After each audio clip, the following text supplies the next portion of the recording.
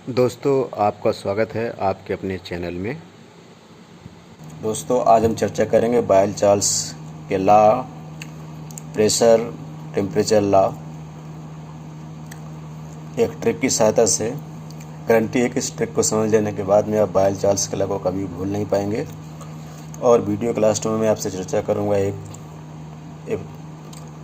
एक तरकीब बताऊंगा, एक टिप बताऊंगा जिसके सहायता से आप गैसियस इक्वेशन से संबंधित सभी न्यूमेरिकल को आसानी से सॉल्व कर सकते हैं। तो बिना देर के हुए आइए देखते हैं हम लोग सबसे पहले ट्रिक क्या है। देखिए यहाँ पर एक ट्रिक है आपके सामने, ये दिखाई दे रही है। ट्रिक में लिखा है चीप ब्लूटूथ। ओके, यानी सस्ता वाला कोई ब्लूटूथ है, 20-25 रुपये वाला। तो उससे से एक ट्रिक है। तो चीप ब्लूटूथ में आप देखिए, चीप का CH, उससे बना चार्ल्स, और ये जो लास्ट में इसके P दिया गया है उससे बना प्रेशर। ओके, इसी तरह ब्लूटूथ में ये ब्लू का B से बना बायल और T से बना T से बना टेम्परेचर। ओके, तो यानी कि आपको चार्ल्स लॉ में, चार्ल्स का जो लॉ है उसमें क्या होता है, प्रेशर कांस्टेंट रहता है। आपको इसकी सहायता से ध्यान रखना है। और बायल्स के लॉ में क्या होता है, टेम्परेचर कांस्टेंट रहता है। और तो सीधे आइए हम चर्चा करते हैं अब चार्ल्स लॉ के बारे में। इस ट्रिक की सहायता से आप चार्ल्स लॉ को अच्छी तरह से समझ भी पाएंगे, और समझने के साथ साथ में आप डिफिनीशन भी बना सकते हैं।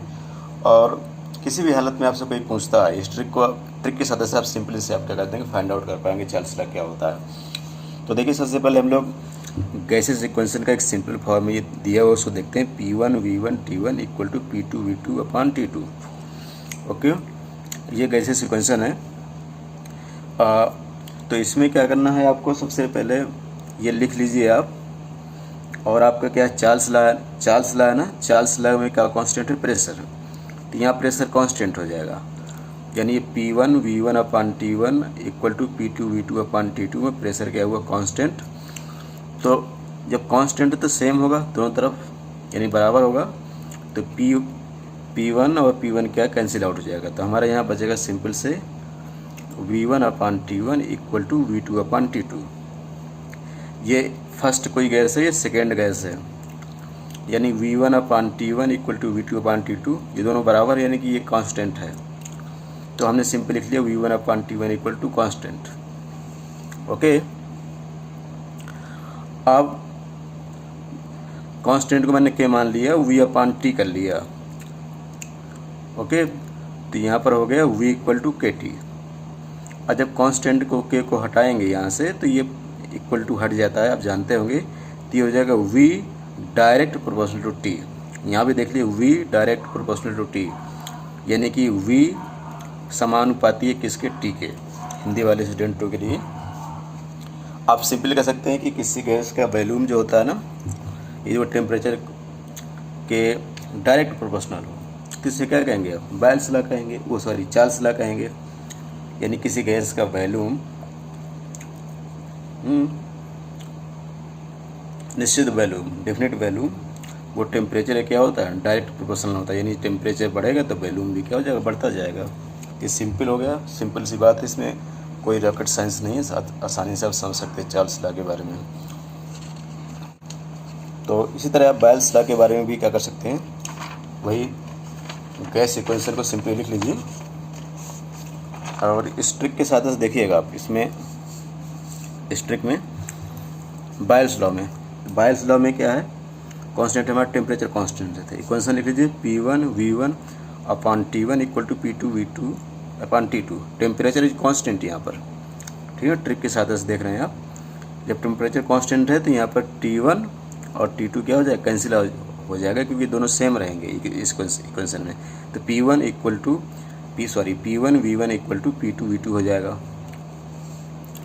इसका मतलब हो जाएगा PV क्या है, कांस्टेंट है। कांस्टेंट को हमने K मान लिया, इसको क्या कर दिया हमने, इसको उठा के इधर लाए, इक्वल टू के इस तरफ लाए, तो V equal to K upon P हो गया।